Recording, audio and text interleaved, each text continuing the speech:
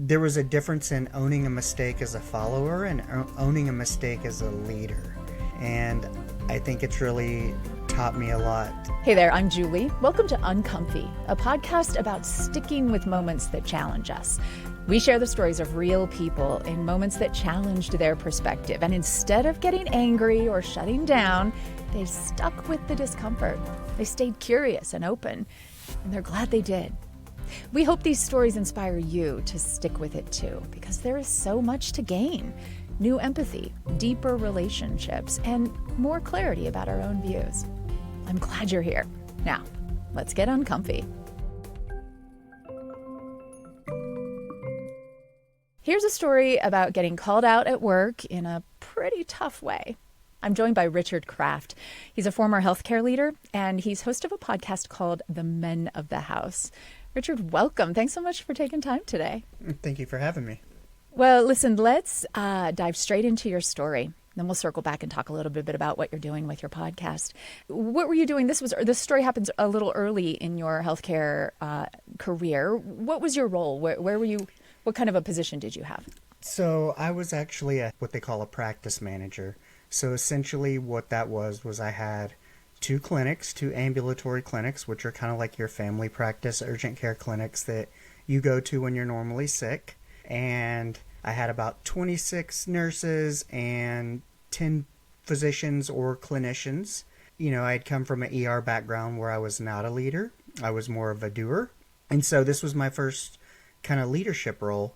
And prior to the emergency room, I'd worked in kitchens and I had been in the military. And with those, they're very hierarchical structure-wise. And they're very fast-paced environments. They're very chaotic environments. And typically when you have those kinds of environments, let's just say language, it can be rather harsh, brash, and we happen to lose our lead nurse. And that was kind of my go-to person to keep everything moving in the back. So once he left, I kind of had this real trial by fire where I was having to pick up whatever slack I could because I'm limited in what I could do because I'm not clinical. I don't hold a license. But needless to say, we went about 15 months without a lead nurse. And when you're working short-staffed for about 15 months, tensions can kind of rise to a heightened level. And at that time, we were actually getting a little bit of relief. We were getting an extra body in the form of a travel nurse, which was rare. We'd never had one before. And this is sort of a short-term, temporary. There are medical professionals who kind of take short-term jobs and they travel around the country, hence the travel nurse. Yeah, it's usually like a 90-day contract or something like that. And sometimes it's open for renewal. And one day I'm on the way out the door and I'm walking out the back door and past the nurses' station. And as I do, there's two nurses sitting there chatting. And, you know, I can't remember how it came about or what initially was said, but essentially the two nurses kind of asked me, well, what would you do if we just walked off the job? And I immediately, without thinking, just said, well, I would replace you with travel nurses because we were in the process of getting travel nurses. And I really didn't think anything of it. No fuss was made or anything like that. Nothing was said. It was just kind of remark in passing. And I think it was probably several days later, maybe a week later, my director had called me into the office and proceeded to present me with a write-up for making an off-the-cuff remark. So the nurses reported you. They were correct. I guess they were upset. They were maybe offended by this comment. I want to say maybe they felt threatened, like their job felt threatened. Oh, but like you were threatening them, like, don't you walk off. I can always replace you. Okay. But, you know, from my point of view, I was like, well, you're threatening me to walk out on the job. Yeah. And so I really didn't think it was a threat. I just thought it was hypothetical. No, I thought it was more factual because, you know, the reality of it is, do you think a $7 billion organization is going to come to a screeching halt because two nurses are upset? They're going to keep it going, regardless of how that is. And so I kind of said it really more matter of factual rather than offensive. So in this moment, then, I guess this is the stick with it moment we talk about, where, it feels unpleasant. Something's uncomfortable. Look, nobody likes to get called out and to be written up officially and then have to, get called into your boss's office. What do you recall about how you felt at the time, what your instinct was in that moment? Betrayed. From a leadership perspective, you pour so much into your team. You feel like everything you do is for the team. And as hard as I was trying to solve this problem of getting us a lead nurse, getting us that extra body, that extra glue to hold things together, I just wasn't having any luck. And, no matter how much I tried to explain that, they knew, they were aware of all the interviews. It was a daily update, so I initially felt betrayed that how could you feel like I'm necessarily going against you? But also I felt like, hey, you guys were the first ones to bring up the question. If you don't if you don't like the answer, then don't ask the question. Yeah. So it was a little bit of defensive too, kind of like, all right, look, man, like this doesn't need to be, did you want to fight the write-up, like sort of counter with it, or, because this is the moment in which you have to decide, how am I going to proceed here? What's my next action going to be? What did you see as your options in that moment? I really didn't feel like I had too many options, to be honest with you. I can remember when that write-over was slid to me to sign, and I was allowed to give my explanation of events. I don't know that I wrote anything, to be honest with you. When I think back of it, I don't think I tried to be defensive. I don't really think I tried to defend myself. It was really more of I want to say like a realization that regardless of how I felt about it, whether I felt I was in the wrong, they were in the wrong, as a leader, and I'd been listening to leadership podcasts and whatnot, mostly Jocko Willink's Extreme Ownership.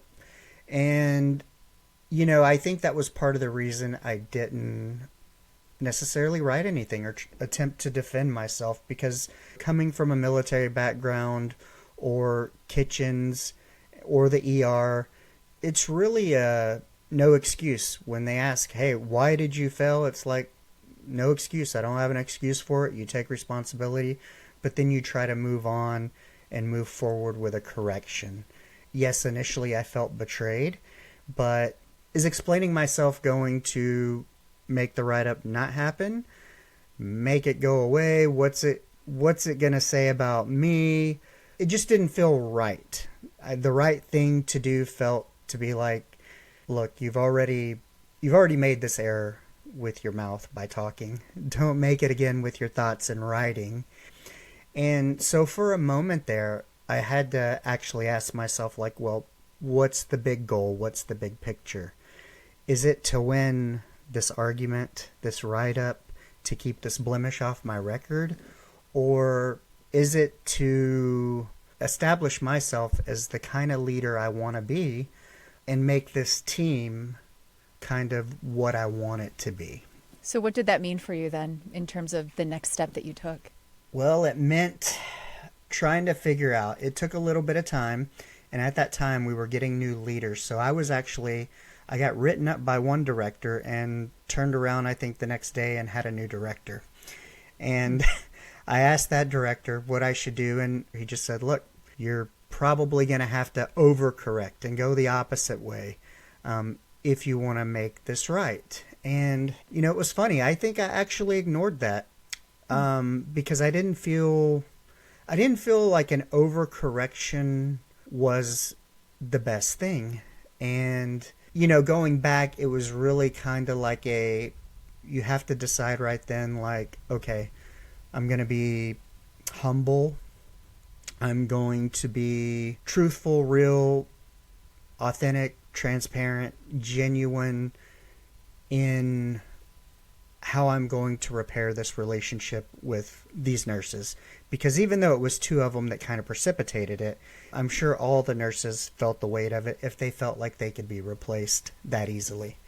And so I really just had to kind of sit in the uncomfortableness, continue to do as I'd done in terms of expressing my genuine interest and concern for my team, making my daily rounds. And that meant even asking the two, that helped me get right up, to express my genuine concern as a person, as a leader towards them.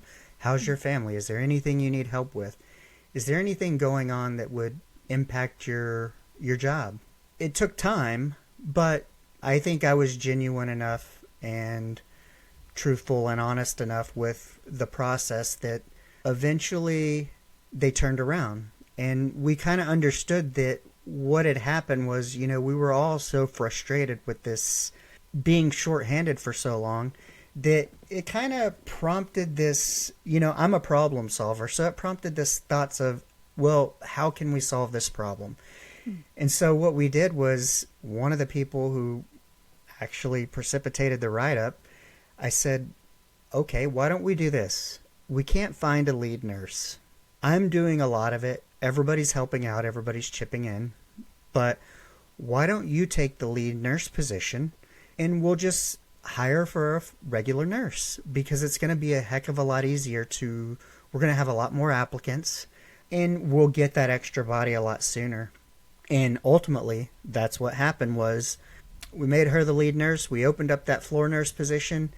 We were able to hire for that, and we ended up getting the people. And then within time, that lead nurse who really didn't want to be the lead nurse, she found something else that was better for her and her schedule.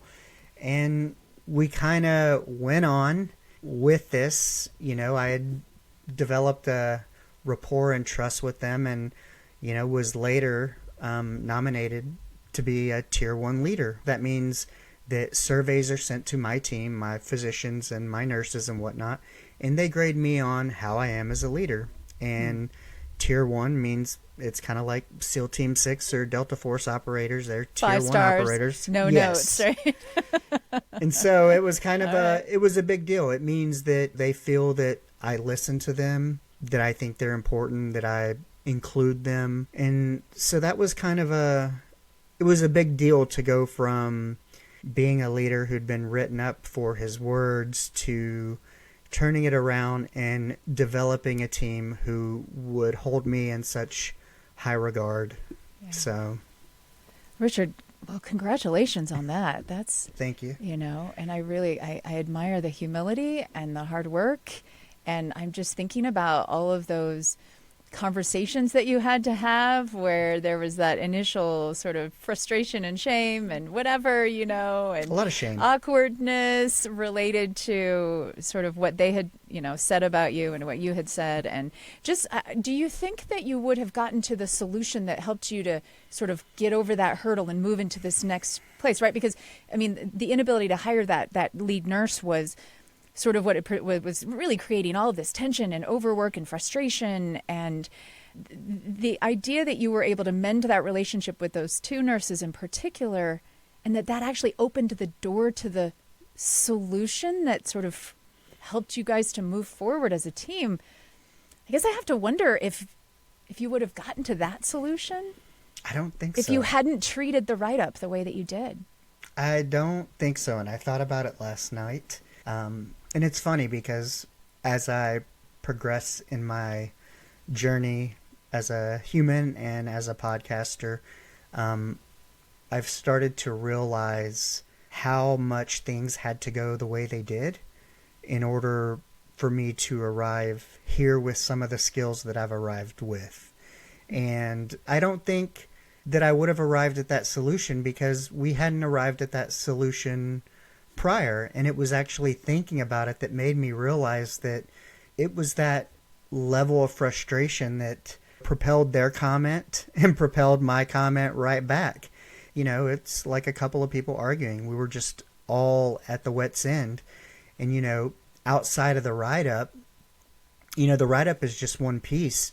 But that problem was still there, the problem that caused the whole write-up. And so I think without the write-up, I don't think we would have come to that set of solutions. So did that experience, or sort of what you've taken from that and developed over the years, is that influencing what you're doing today? And if so, in what way? it's definitely helped me to realize how much time plays a factor in things, and that sometimes you just have to wait things out a little bit. You have to be uncomfortable. You have to be willing to sit through the discomfort and figure out the root cause and come up with solutions. And I think in another way that it really helped me, I mean, I think I was already pretty strong at owning up to mistakes just from my prior experience with the military and the emergency room. But I think there was a difference in owning a mistake as a follower and owning a mistake as a leader. And I think it's really taught me a lot in terms of whether it's how I conduct myself on a podcast or even just in my family life, being a father and being a husband, I would say is probably the two most areas that it would be visible, whether it's taking the ownership, kind of swallowing your pride, swallowing your initial thoughts, and really coming forth with that attitude and that determination of, hey, I was wrong, let's make this right. But it's not just words, it has to be about the actions, because it wasn't my words that made them nominate me as a tier 1 leader, it was my actions. And so I feel that, you know, it's kind of always been, it's carried through in a way that, hey, you make a mistake, own it, accept it, figure out how to make it better, make sure it's genuine, don't overcorrect, you know, don't be fake about it, because people can see right through that. And if you want to make real progress, both with yourself and the people maybe that you had an infraction with, you know, then that's what you're going to have to do. You're going to have to own it, be uncomfortable, and be genuine in that attempt to repair and move forward. Yeah. So you mentioned your podcast. It's called The Men of the House. What are you hoping to accomplish? Well, first of all, tell me about that name. You know, anybody who knows me knows, especially on vacation or when I'm out of town, because we don't have a Waffle House, I love to go to the Waffle House alone. And you can only sit at a table if you have 2 or more people. So you're sitting at the counter of the bar, and I'm sitting next to other single men, single people who are there having their breakfast along with me. And we're all kind of sitting in silence, doing our own thing. And I sat there and I thought, well, we're at the Waffle House. Like, what's their story? What's my story? Like, we're all similar. And so I had thought of this concept, the Men of the House. And initially it was a blog. I considered making it into a book. And when I decided to podcast, I decided this would be the name of it. So it's the Men of the Waffle House? It's the Men of the House podcast, but right. It's but kind of inspired modeled by the Waffle House. Yes. I love it. What's your Waffle House order? What is it that you love to eat there? It's either a pecan waffle with bacon and hash browns, or it's a pork chop dinner with double hash browns because I don't eat eggs. Oh, all right. But pecan waffle. Sign me up. I love the image that you just painted there of men sort of sitting in silence, but having a lot in common, and maybe not always having the ability to sort of communicate or connect about those things. Right. And that's kind of the point of the podcast is that connection piece, is to show, hey, we're similar, we're not alone. Like, maybe there's this underlying level of commonality we all have as humans. And I think if we could embrace commonality and what we have alike, as opposed to fighting about what's different, that we could make the world a better place. Yeah. And I love, you layer on that the mindset that you talked about of the humility and the willingness to stay uncomfortable and curious and, you know, try to be a better leader. It's like, mwah. I love it. That's really great. Yeah. Not easy. That's a really important point. Absolutely. It's something that I'm very mindful of when we have these conversations on Uncomfy, that like these are, you know, you bring this story to the table, and as you're talking about getting written up, I am like, my temperature is rising, my blood pressure is racing. Like, and that was the first time I'd ever been written up. Yeah, these are, you know, hard things, and that people come and tell their stories is just really humbling to me. So thank you. You're welcome. Richard Kraft is the host of the Men of the House podcast. You can be sure to check that out on all the podcast platforms for candid discussions on fatherhood, self-care, mental health, and navigating life's chaos. He actually was generous enough to have me on his show a couple of months ago talking about how to engage with the news and how to have uncomfortable conversations more productively. So be sure to check that out. It's the Men of the House podcast. And thanks for getting uncomfy with us today.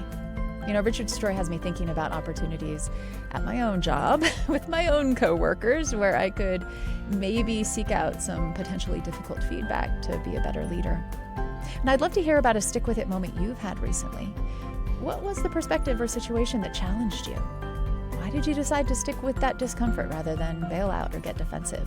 And how did it go? Drop a line to uncomfy@byu.edu. And if you're looking to practice staying uncomfy in the face of challenging ideas, I'd love to have you check out my other podcast called Top of Mind. Each episode tackles one tough topic with the goal of helping us see things a little differently and feel new empathy. You can find Top of Mind on Spotify, YouTube, and Apple. Uncomfy is a BYU radio podcast. Samuel Benson produces it, and the team includes Enrique Prado, James Hoops, Sam Payne, and Brandon Lewis. I'm Julie Rose. Can't wait to get uncomfy with you again next week.